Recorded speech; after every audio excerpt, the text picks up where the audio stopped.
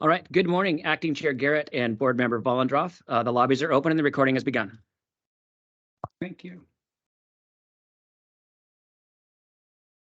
Ollie, you're muted. Thank you, Dustin.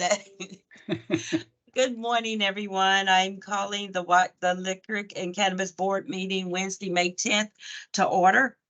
For those of you that are in the boardroom, please silence your cell phones and take sidebar conversations to the lobby. The meeting is being recorded and all noise are easily picked up. I want to begin by, as you know, on Monday, May 1st, Governor Inslee signed our agency request bill 5080 for social equity in cannabis. I want to take this opportunity to thank Mark Webster, our policy person, the staff, but much hard work that was done. I want to thank Senator Rebecca Sadonia, along with the House that included Representative Deborah Inneman, April Byrd, Melanie Morgan, and Christine Reeves for their support on this bill. I also want to thank all of the members of the community that helped us, that put in tireless hours lobbying for this bill, and to let everyone know that we really appreciate your support on this bill. If I missed anyone, local government that participated and came and testified and others, I just want everyone to know we really appreciated your support on our agency request bill. With that, we're now going to go into years of service recognition, and Rick Smith will be presenting that.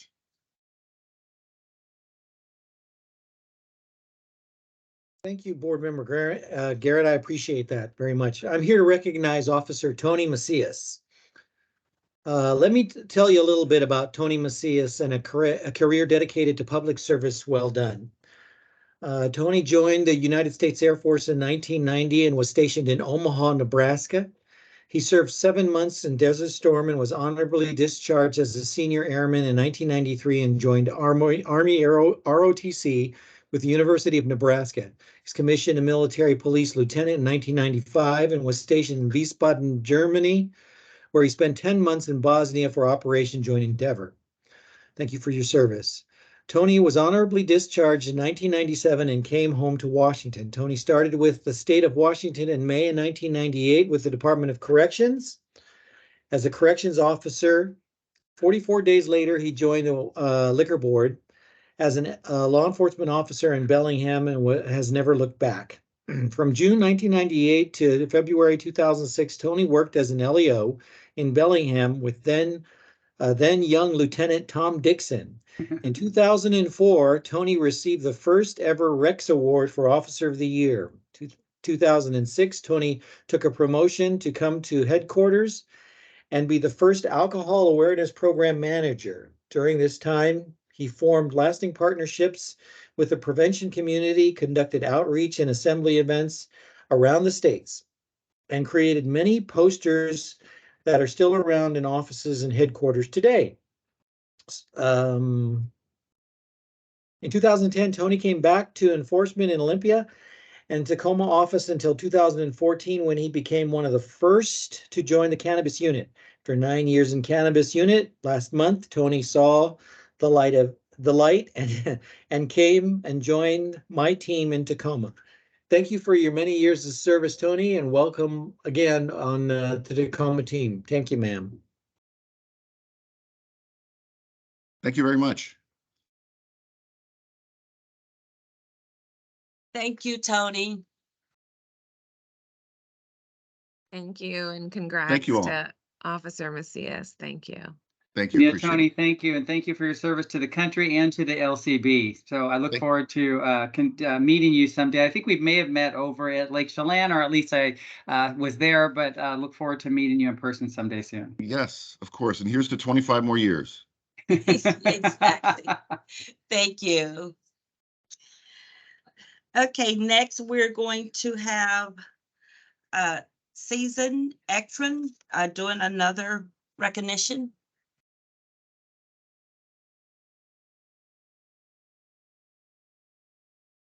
There we go.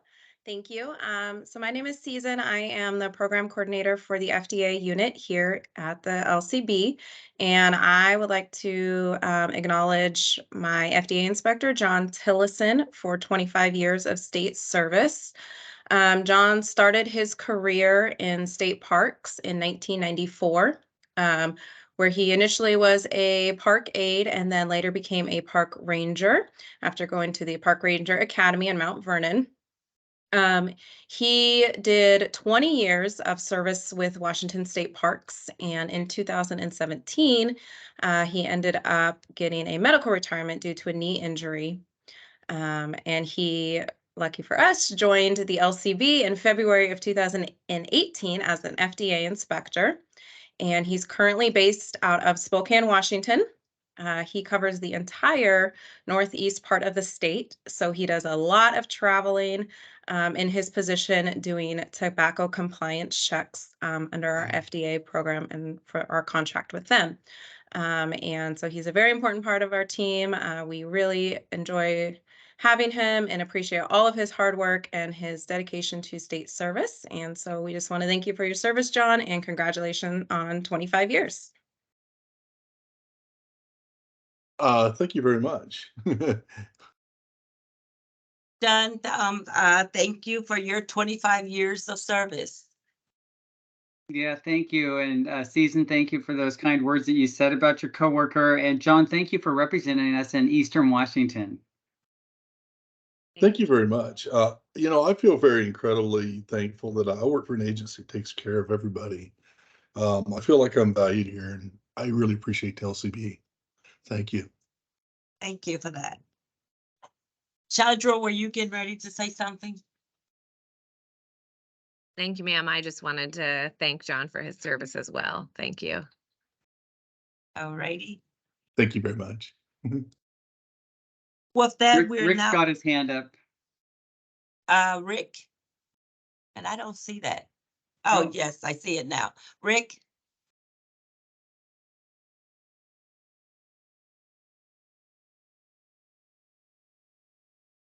Thank you, Dustin. I was just waiting for Dustin to give me access. Hey, I just want to congratulate John for his service to the agency and the state, 25 years. I wasn't sure how long you had been with us, John, so I learned something. Thank you, Susan, for updating us there. And then Tony Macias. I did my first ride along with Tony Macias 25 years ago. I'd been with the agency, gosh, I think I'd been with the agency like 2 months. And I drove up to Bellingham and I did a ride along with Justin Nordhorn and Tony Macias. And Tom Dixon was their, I want to say their lieutenant or captain, but had the opportunity to spend an evening with Tony and Justin, and I always thought it was really, for the first time I would thought, wow, this is really interesting work that these folks do. But I just want to recognize John and really want to recognize Tony for all the years that he's been with us, and he's been just a great model of an officer for us over the years. And so, geez, Tony, it just seemed like it came so quickly. 25 years already. So thank you for the opportunity, Jim and Ollie, to say some things for John and Tony. Thank you. Rick, thank you. I really appreciate that. Okay, with that, we're going to move into rulemaking timelines. Kathy Hoffman. All right, good morning, board members Garrett and Vollendroff. I'm going to do a very brief update since I gave a more extensive update yesterday in board caucus, and just briefly share with respect to cannabis rule and projects. Mailing checks project is online. We plan to have that completed by the end of September. Implementation of the THC legislation, sampling rules, and implementation of second substitute Senate Bill 5080. So that's our social equity legislation. We hope to have those projects done by the end of the year, first part of next year. So those are all on track. We do have 2 rule petitions on the cannabis side that we'll be bringing to you for presentation first part of June. And then with respect to alcohol rules in progress, we're going to combine Class 13 privilege review with part of the implementation of Substitute Senate Bill 5448. So that's the alcohol allowances that were provided during the COVID-19 pandemic. We saw some legislative action there this year. I'll be bringing a 101 on trade areas to you during the next board meeting. And then private club memberships is in progress. We do anticipate that that'll be done by the first part of August. Daniel will also be working on implementing additional alcohol legislation. Hope to have that done by the first part of October, middle of October.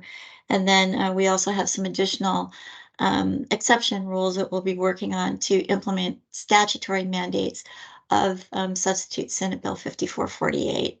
And I'll bring that to you during the next board meeting.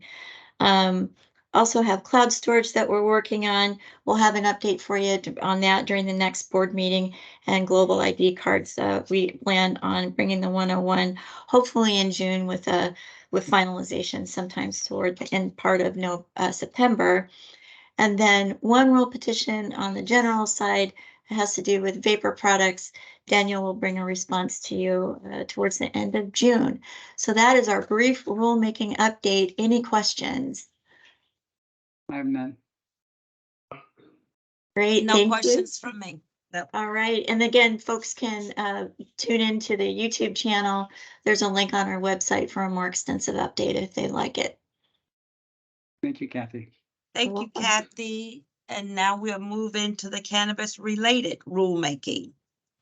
Kathy. Right, and Daniel will be presenting the withdrawal on that. Cassidy and I are here to answer any questions. Go ahead, Daniel. Thanks, Dr. Hoffman. Good morning, Acting Chair Garrett and Board Member Vollendroff. This morning, I'm going to ask for your approval to withdraw the emergency rules that were filed on March 29th, 2023, which extended the 30-day window to accept applications for the Social Equity and Cannabis Program. The extended application window closed on Thursday, April 27th, 2023.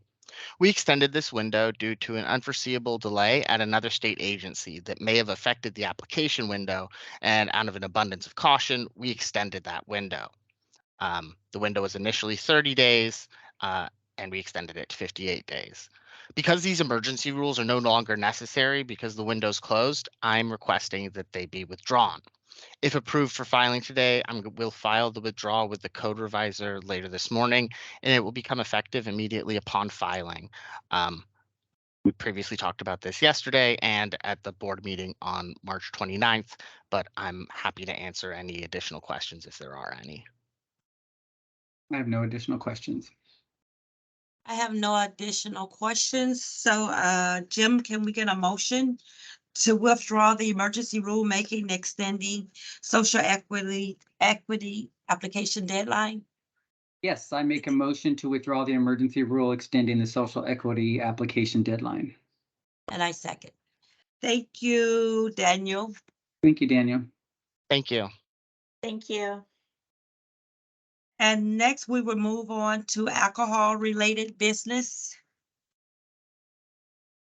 Nicola. Are you, there you go. I'm here. Thank you. So good morning, Board Member Garrett and Vollendroff. Thank you for giving us the opportunity to speak with you today. Today I'm presenting on behalf of Joe Rodemacher and myself. Joe is in a new role in licensing as the Licensing Compliance Specialist, who reviews and works with licensees on an array of legal requirements specific to the license type they are holding. One of his roles being the review and approval of operating plans for sports entertainment facilities. For consideration by the board today, we are bringing forth a decision paper outlining a request by the University of Washington for review and approval of what would be a third-year pilot program at home football games. As you will recall, the UW has successfully gone through 2 pilot programs, which allow for beer and wine to be consumed in general seating, restricted from the student section, and also prohibiting patrons to leave and re-enter the arena once they have gone into the game. This has been an agency collaboration with enforcement, licensing, prevention, and the University of Washington, partnering to ensure the success of previously approved pilot programs. The UW has been very responsive in suggested measures to improve operations and continue with public safety being at the forefront of alcohol sales as we continue always cohesive collaboration with open communication being the foundation for all of it. This third pilot program would allow for enforcement officers to attend more football games and continue our aligned partnership. We have reached out to local jurisdictions who would be impacted by this approval, and we received letters of support from the City of Seattle, the City of Seattle Police Department, the UW Police Department, and the Athletic Division of the UW. So I'm presenting that information today, and I would like to take any questions you might have. Thank you. So this is the third pilot of this, and they have all been successful before this one. They have. I mean, they're not to say that everything's, that there haven't been suggestions or feedback given. They have always been very responsive to that feedback, even if it's just enhancing language that speaks to alcohol sales in any of their booklets that go out or on their website. Enforcement being out on the field and noticing some practices and talking with the management, giving advice on, better practices moving forward. Those are adhered to right away. Definitely has been a collaboration. We meet halfway through the pilot program with enforcement, prevention, and representatives from the UW just to talk about any areas of concern. Are there areas that we could strengthen? And it really has been a great collaboration thus far. Thank you. Jim, you were saying something? Yeah, I was just going to say that in anticipation of this particular conversation, I wore my Husky purple today. I just want to say a couple of things. One, I appreciate the work of the LCB and the team that has been working with sports entertainment facilities. I think I've mentioned this before. I'm a longtime season ticket holder for the University of Washington for football, baseball, basketball, and soccer.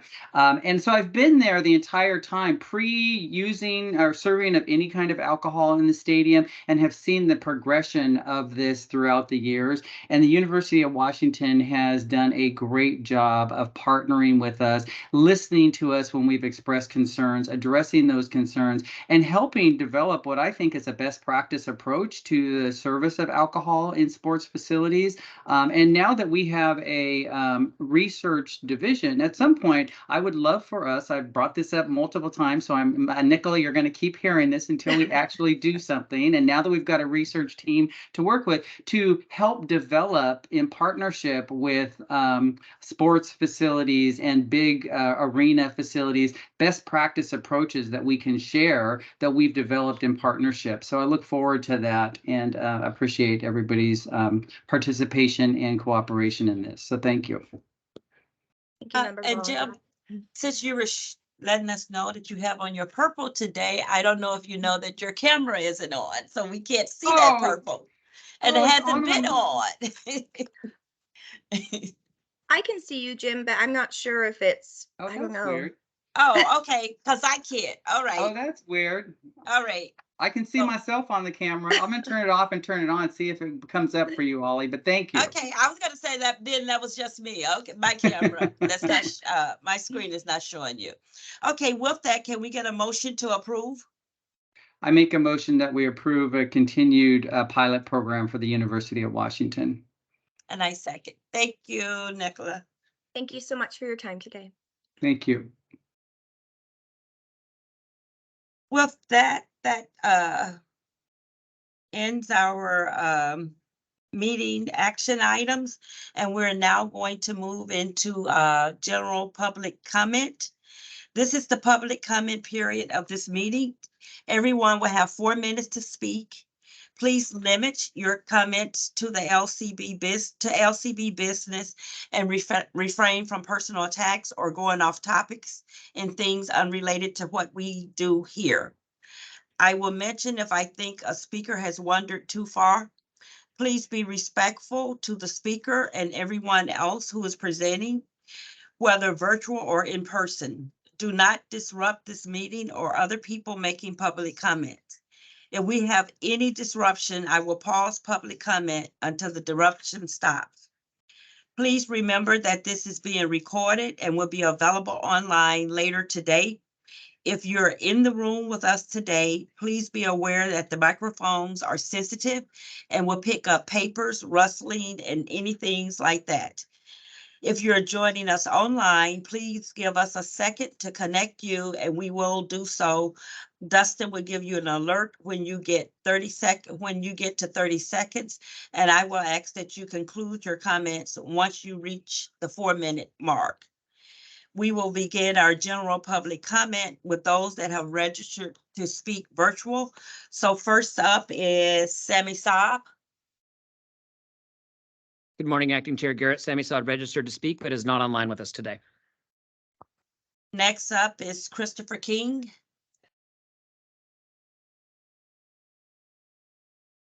Good morning again. Christopher King registered to speak and is not online with us today. And we also have nobody registered to speak in person in the boardroom. Wow. First for Okay. me.